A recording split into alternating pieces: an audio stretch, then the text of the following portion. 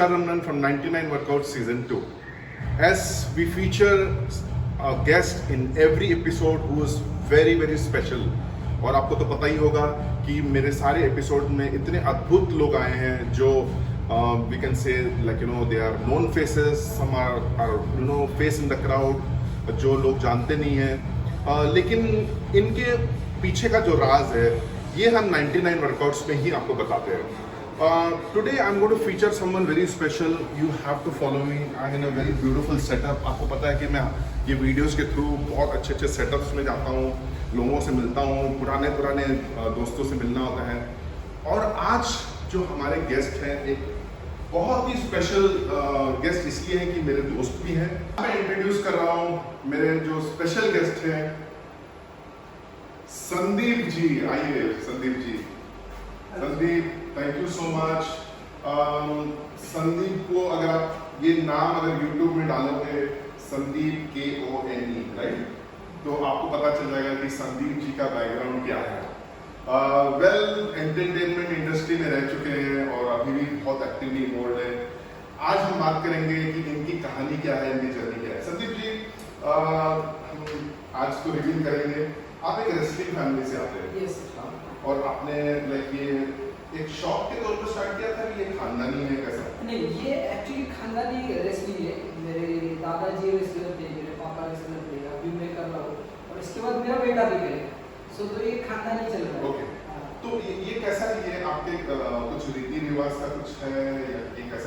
रीति रिवाज भी बोल सकते हो. और कैसा है कि अभी रेसलिंग करना ये हमारा सबका शौक है और शौक है. और दूसरी चीज आदत लग गई है कि बाबा कुछ नाम कमाने के लिए रेसलिंग एक अच्छा था. लेकिन मैंने उस रेसलिंग में कुछ थोड़ा सा आगे किया है जो मेरे दादाजी ने नहीं, पापा ने नहीं किया. तो हमारे फैमिली में किसने नहीं किया, ये मैंने किया. मैं बताना चाहूँगा कि इनकी जो पूरी फैमिली है ये रेसलिंग जो स्पोर्ट है इससे पूरे डेवलप होते होते एक ऐसे स्टेज पे आ गई कि संदीप इसको एक दूसरे लेवल पर लेकर गए. संदीप जी, आप इंटरनेशनल लेवल पे भी और एंटरटेनमेंट रेसलिंग भी आपने किया है. आपकी जो फेडरेशन है उसकी तरफ आपने रिप्रेजेंट किया और आपका बहुत बड़ा एक कैरेक्टर नेम भी है. उसके बारे में कुछ बताएंगे? सो मैं महाराष्ट्र से WWE TNA total non stop action जो आप सभी देखते हो, तो ये गेम मैं खेला हूँ और खेलता हूँ. अभी मैं प्रोफेशनल ट्रेनर हूँ. तो महाराष्ट्र से मैं अकेला बंदा हूँ इस गेम में. तो अभी तक इंटरनेशनल लेवल पे खेला हुआ और मेरा भाग्य है कि उसमें मैं सिलेक्ट हो गया. सो जो WWE का रेसलिंग है वो एक मुझे हेल्प हो गया. जो मिट्टी की और मैट की जो रेसलिंग है जो हमारे दादा परदादा खेलते आ रहे हैं, वो उसकी वजह से वो आगे जाने में बहुत हेल्प हुआ. और इंटरनेशनल में मेरा सिलेक्शन बॉम्बे में चल रहा था. कम से कम 55,000 बंदे थे उसमें. बहुत सारा ऑडिशन चल रहा था 4 महीने. तो उनको ऐसा एक बनना चाहिए कि टोटल उसको एक्टिंग भी आना चाहिए, उसको फिजिकली स्ट्रांग होना चाहिए, उसको WWE के सब मूव्स आने चाहिए. तो वो इसमें मैं सिलेक्ट हो गया. सिलेक्ट होने के बाद आगे US में, अफ्रीका में, दुबई में मेरे ट्रेनिंग हो गई. उसके बाद शो किए मैंने, जैसे बारूद नाम से अभी फेमस हुआ जो कर द मराठा, ये कैरेक्टर नेम है. संदीप जी का कैरेक्टर नेम जो है बारूद, जो बहुत फेमस हुआ था. संदीप जी, TNA का फुल फॉर्म क्या है और ये कहाँ देख सकते हैं? TNA का फुल फॉर्म है टोटल नॉन स्टॉप एक्शन. ये आप सोनी 6 पे देख सकते हो, YouTube पे सर्च कर सकते हो. बीच में अभी इंडिया में हुआ था, अफ्रीका में हुआ था, 100% दे देना हुआ था, रिंग का किंग हुआ था. लोकल शो चलते रहते.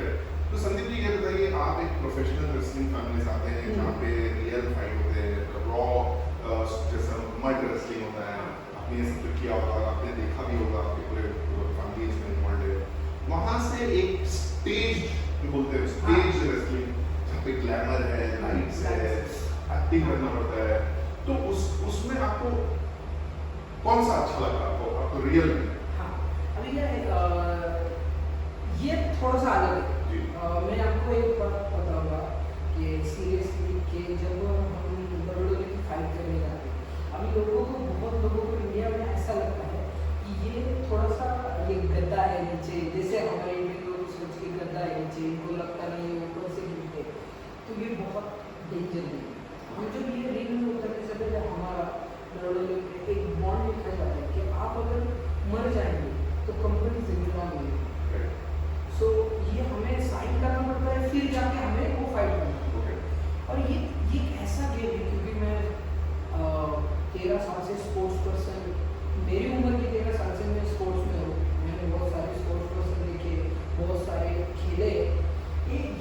ऐसा गेम है जो आपको मेंटली भी हिला डालता है, वो फिजिकली भी हिला डालता है, बहुत बेकार है, कोई उसकी इंजरी बहुत बेकार है। मेरा अगला सवाल है आपसे कि जब ये इतना डेंजरस स्पोर्ट्स है, लेकिन इसके जो फॉलोअर्स जो है वर्ल्ड वाइड बच्चे रहते हैं और इनके टारगेट ऑडियंस बच्चे रहते हैं, तो ये डेंजरस होने के बावजूद आपको नहीं लगता कि ये रॉन्ग इन्फ्लुएंस है बच्चों के ऊपर? हाँ ये है, लेकिन वो इंटरटेनमेंट भी है ना, उतना इंटरटेन करते हैं वो लोग, और बहुत बच्चों को इंजरी होता है, क्योंकि क्या होता है बच्चे वो फॉलो करने जाते हैं, सो वो देखते हैं, वो फॉलो करने जाते हैं, लेकिन बहुत सारा ऐसा है कि वो घर में ही करते हैं, वो गद्दे पे गिरते हैं, लेकिन थोड़ा सा डेंजर ये करना नहीं चाहिए बच्चों, क्योंकि बहुत रिस्क है, अगर कुछ इंजरी हो जाएगा तो वो पूरे दिनों भर के लिए इंजरी रहेगा, तो वो नहीं करना चाहिए। इंटरटेनमेंट के लिए आप देख सकते हैं, उसको फॉलो कर सकते हैं, बस मेरे लिए बहुत डेंजर गेम है, ये हमारे इंडिया में नहीं है, लेकिन मैं लोगों को बताऊंगा कि हमारा बॉन्ड लिखा जाता है और इसमें बहुत सारे लोग मर गए,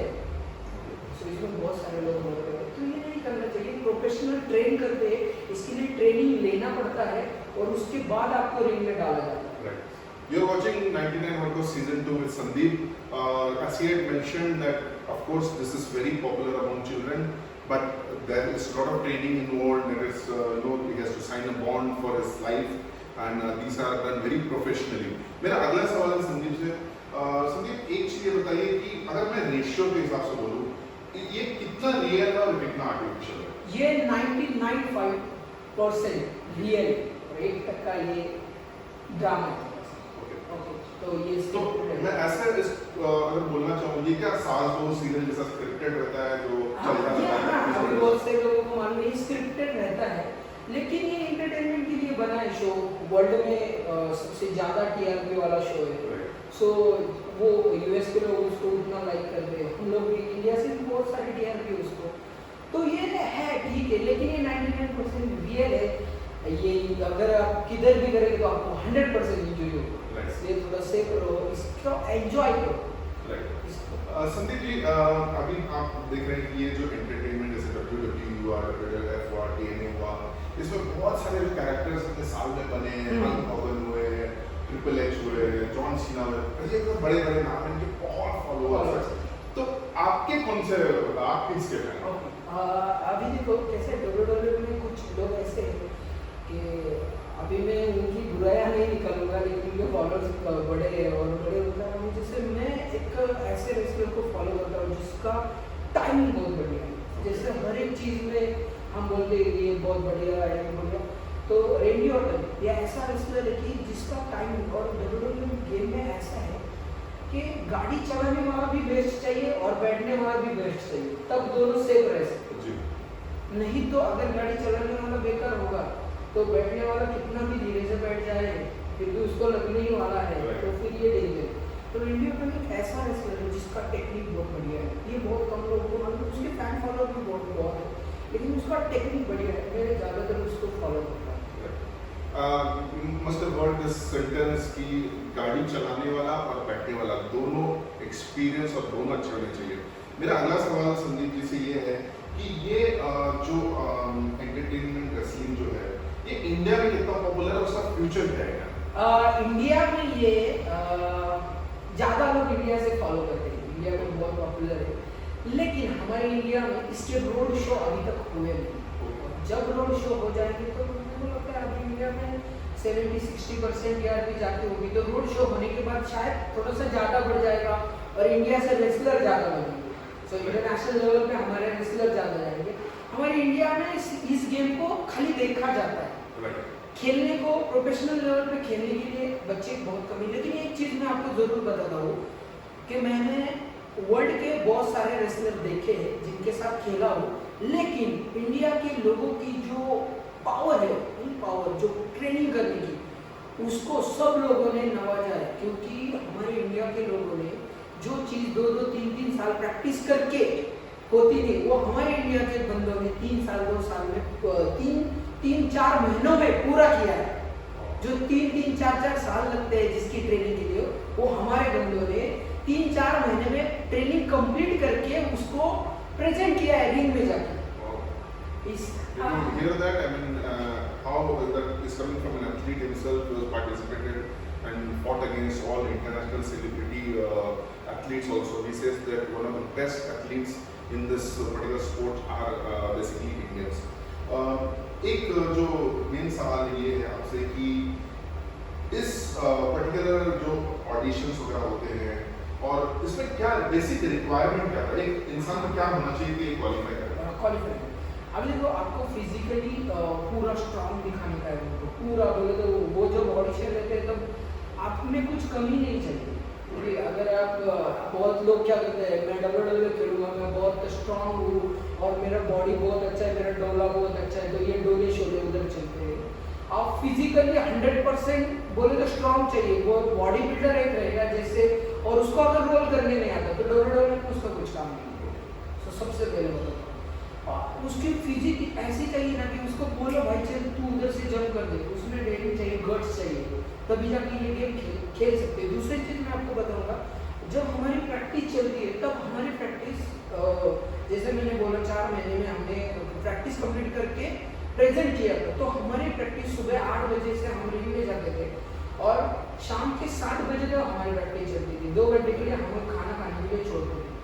तो ये इंडिया के बंदे ऐसे टैलेंटेड है ना, लेकिन इनको लेना चाहिए, बहुत सारे बंदे हैं तो ये चाहिए। और फिजिकली इंसान बहुत स्ट्रांग चाहिए इस गेम के लिए, एक्टिव चाहिए, दूसरा उसके अंदर एक्टिंग चाहिए, एक्टिंग का भी बहुत ज़रूरत है इस गेम में।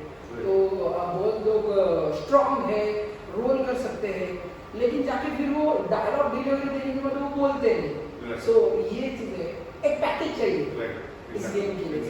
मैं जस्ट बोलने वाला था कि संदीप जी का कहना है कि एक complete package of an actor, of a sportsman, आपको अगर फिटनेस लेवल्स बहुत अच्छे होने चाहिए to participate and get qualified in such high level entertainment sport.